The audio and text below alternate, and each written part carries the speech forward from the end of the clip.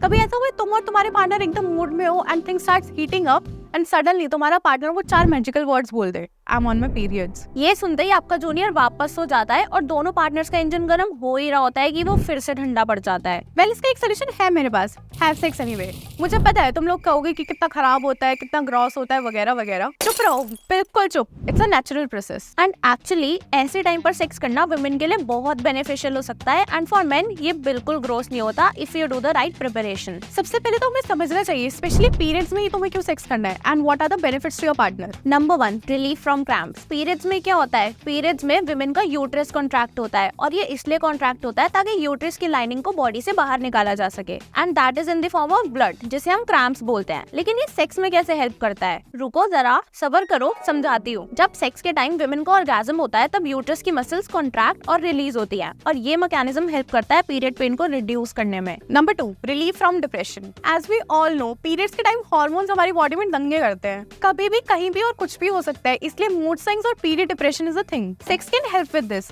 सबसे पहले तो जब आप उस एक्ट में होते हो तो आप भूल जाते हो कि पीरियड जैसी भी कोई चीज होती है एंड सेकंड, सेक्स के टाइम बहुत सारे फील गुड हार्मोन्स रिलीज होते हैं जैसे एंडोर्फिन्स, ऑक्सीटोसिन या फिर डोपामिन और ये हार्मोन सेक्स के बाद भी एक पॉजिटिव एनवायरनमेंट बनाते हैं for women. Number 3, shorter periods. Period sex से एक्चुअली पीरियड्स जल्दी खत्म हो सकते हैं लेकिन इसका मतलब ये नहीं है कि तुम 24 घंटे सेक्स करो इस होप में कि एक दिन तुम्हारे पीरियड्स खत्म ही हो जाएंगे। Calm down. ये क्यों होता है, जो हमने अभी समझा कि यूट्रस की वॉल्स कॉन्ट्रैक्ट और रिलीज होती हैं और इसकी वजह से यूट्रिन कंटेंट्स जल्दी बाहर पुश हो सकते हैं और पीरियड्स खत्म हो सकते हैं। Number 4, increase in sex drive. जिस हार्मोनल चेंजेस की वजह से सैडनेस होती है ऑन दी अदर साइड, उसी की वजह से तुम्हारी सेक्स ड्राइव भी बूस्ट होती है। बहुत सारी इन्फॉर्मल स्टडीज ने ये बोला है कि mostly womens get aroused during their periods क्योंकि vulva and vagina is swollen with the blood. इसकी वजह से सेंसिटिविटी हाइटन हो जाती है और ऑर्गेज्म भी ज्यादा इंटेंस होता है और ओवरऑल सेक्सुअल एक्सपीरियंस ज्यादा बेटर हो जाता है फॉर वुमेन। पीरियड्स में सेक्स करो, फिर देखो कि तुम्हारे सेक्स स्किल्स पे कितने कॉम्प्लीमेंट्स मिलेंगे बाद में। अब आपको पता चल गया पीरियड सेक्स के बेनिफिट्स, तो अब टाइम आ गया है सेक्स का। काम डाउन, सीधा लैपटॉप बंद करके बेडरूम लॉक मत करो, पहले ये प्रैक्टिकल टिप्स समझ लो जो आपके पीरियड सेक्स के एक्सपीरियंस को बहुत स्मूथ कर सकती है, स्पेशली जब आप इसमें नए हो। Number 1, communicate. सबको पता है कम्युनिकेशन इज द की, पर जब सेक्स की बात आती है तो ये की कहीं खो जाती है और अगर की खो जाएगी तो ताला कैसे खुलेगा भाई। तो फर्स्टली अगर तुम्हें पीरियड सेक्स करना है और तुम थोड़ा हेजिटेट कर रहे हो तो have this conversation outside the bedroom. अगर तुम बोलोगे नहीं तो तुम्हारे पार्टनर को सपने नहीं आ रहे हैं इस चीज के और जब तुम अपने फियर्स आउट लाउड बोलते हो तो तब तुम्हें रियलाइज होता है कि ये फियर्स कितने स्टूपिड थे। अगर तुम्हें डर है बेड पे मेस बनाने का तो अपने पार्टनर से कम्युनिकेट करो, मे बी वो कोई तुम्हें सोल्यूशन दे दे या फिर उसके लिए कोई बड़ी बात ही ना हो। बट इसका ऑपोजिट चीज है बिना बताए सेक्स करना। No one likes surprises like this. Imagine your partner going down on you and उसको पता चलता है आप पीरियड्स पे हो। That's the worst case. So communication is the key भाई। Number 2, prep your body।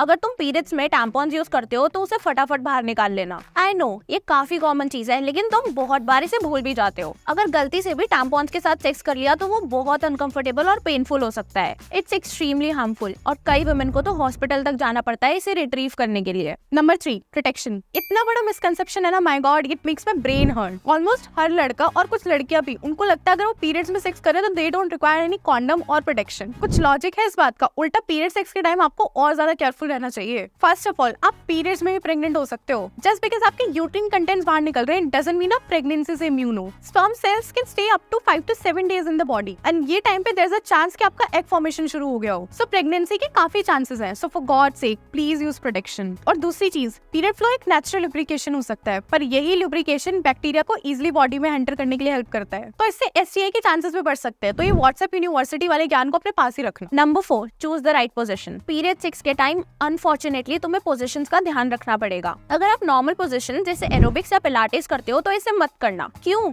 या you guessed it right, flow की वजह से। अगर आपका फ्लो मीडियम या हेवी है तो आप ऐसी पोजीशंस कर सकते हो जो आपको आपकी बैक के ऊपर रखे, इससे आपके लीक होने के चांसेस कम हो जाएंगे। लेकिन इसका मतलब ये नहीं है कि आप अलग अलग पोजीशंस नहीं कर सकते। आप इजीली स्पूनिंग या फिर रिलैक्स जॉगी स्टाइल ट्राई कर सकते हो जिसमें आप पिलो यूज करके अपने हिप्स को स्लाइटली एलिवेट कर सकते हो। It's all about being creative when the times are a bit challenging. चलो यार, ये सब तो सही लग रहा है, अब मैं महीने के हर दिन सेक्स कर सकता हूँ।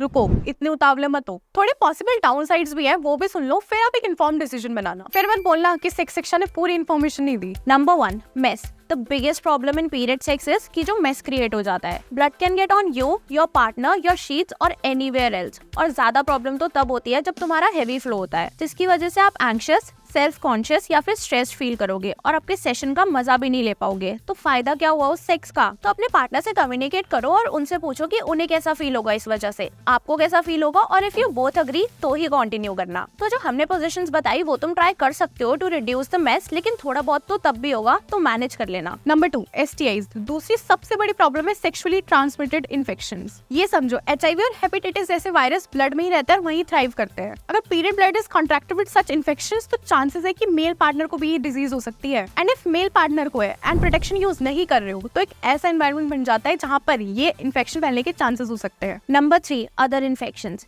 STIs के अलावा भी ऐसे काफी इन्फेक्शंस हैं जिससे वुमेन ज्यादा प्रोन हो सकती हैं। ये इसलिए होता है क्योंकि पीरियड्स के टाइम सर्विक्स का pH लेवल चेंज रहता है और pH लेवल पीरियड्स के टाइम पे ज्यादा अल्कलाइन हो जाता है, जिसकी वजह से यीस्ट और अदर इन्फेक्शंस काफी बढ़ जाते हैं और तुम्हें एडवर्सली अफेक्ट कर सकते हैं। और यही चीजें आपके मेल पार्टनर को भी स्प्रेड हो सकती हैं, जिसकी वजह से उनका पेनिस हेड इन्फ्लेम हो जाएगा और ज्यादा पेन करेगा। Number 4, UTIs। कई वुमेन ज्यादा प्रोन हो सकते हैं UTI के, क्योंकि इंटरकोर्स के टाइम ये बैक्टीरिया इजीली ट्रैवल कर लेते हैं ब्लैडर में, पर ये पूरे महीने में कभी भी हो सकता है, पर पीरियड्स के टाइम ज्यादा रिस्की हो जाता है। तो अब आई थिंक पीरियड 6 को लेके जो तुम्हारे दिमाग में थोड़े बहुत डाउट्स होंगे वो तो क्लियर हो ही गए होंगे। द मेन थिंग इज कि अब आप ये सब जान के एक इन्फॉर्म्ड डिसीजन ले पाओगे if this is right for you और नॉट। ऐसे बिना जाने इसको डिसमिस करना is not a good practice. क्या पता आपके पार्टनर को ट्राई करना हो और आपको भी अच्छा ही लगे। This also makes your emotional bond stronger. ऐसे टाइम्स पर जब तुम्हारा पार्टनर फिजिकली वल्नरेबल है तब आप सेक्स करते हो तो वो एक बहुत स्पेशल क्लोजनेस लाएगा आपके बीच में, जो शायद तुम्हारे और रिलेशनशिप प्रॉब्लम्स भी सॉल्व कर सकता है। Who knows. तो शिक्षा लेते रहो, सेक्स करते रहो। See you in the next video.